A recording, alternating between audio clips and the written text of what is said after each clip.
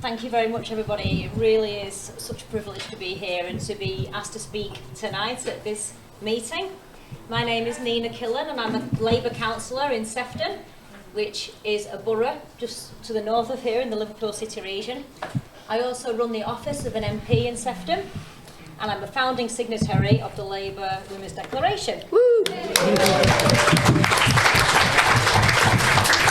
I've been asked to speak tonight on the importance of naming women and girls in policy and messaging, and it's incredible really, isn't it, that we're having to speak at a Labour Party Conference Fringe event about the importance of naming women and girls in policy that affects us. But there are really some quite egregious examples of this erasure of women and girls happening. J.K. Rowling, famously in 2020, she could hold back no longer when she saw online an article titled "Creating a More Equal Post-COVID World for People Who Menstruate." And she tweeted, "People who menstruate, I'm sure we used to have a word for these people."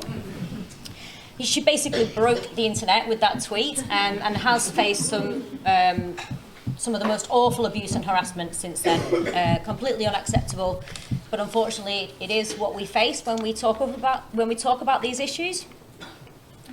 Back in 2018, Cancer Research had a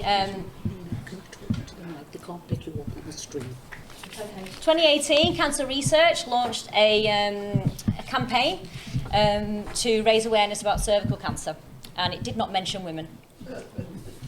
It said everyone aged 25 to 64 with a cervix should go for a smear test.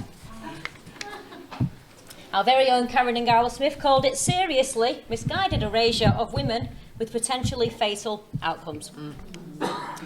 Just this year, the Bloody Brilliant campaign was launched by NHS Wales as part of their Period Dignity Strategic Action Plan.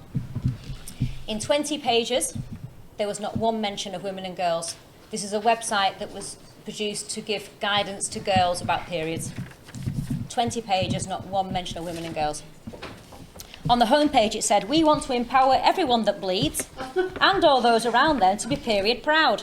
So join the movement and let's normalise periods together." Everyone that bleeds. We all bleed when we cut ourselves, so it just doesn't make any sense. The website has actually been changed now and it mentions women, girls and people who have periods.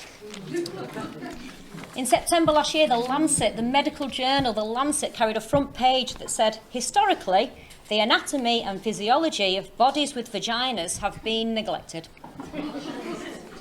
Bodies with vaginas. Wow. It's dehumanising. Body parts should never be used to describe women. Surely trans men don't want to be described in this way either. Erasing women is the opposite of inclusivity. Every person who's ever given birth is an adult human female. Yet it's in maternity and postnatal policy that we are seeing more and more of this de-sex language. Sometimes we'll see chest feeding as an alternative to breastfeeding.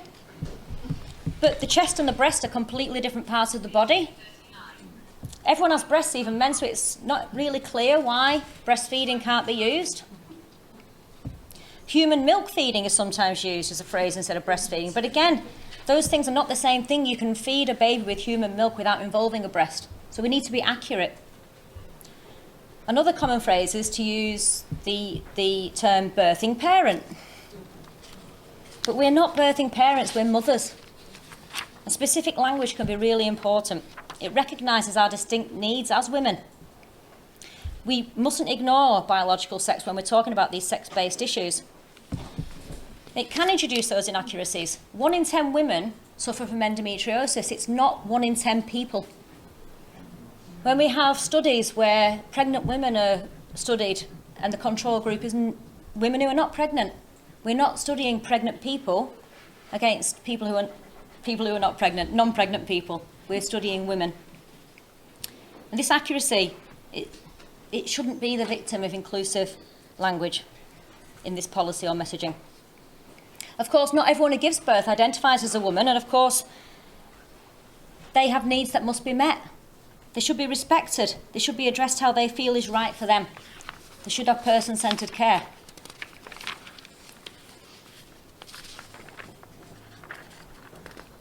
But naming women in our broader policy saves lives, and it recognises that women, especially in maternity and gynaecology, have unique vulnerabilities due to our sex. De-sex language, it actually excludes women and girls, and it excludes the trans men who don't realise they have a cervix or ovaries, perhaps because they have English as a second language or some learning difficulties. Labour has to show us that it understands that women and girls are not menstruators, bleeders, cervix havers, or uterus carriers. We are women and girls. We have needs based on our biology, not because we feel feminine, not because we feel masculine or neither. We have needs because of our biological sex. And where we have policy that addresses those needs, we must be named. Thank you for listening.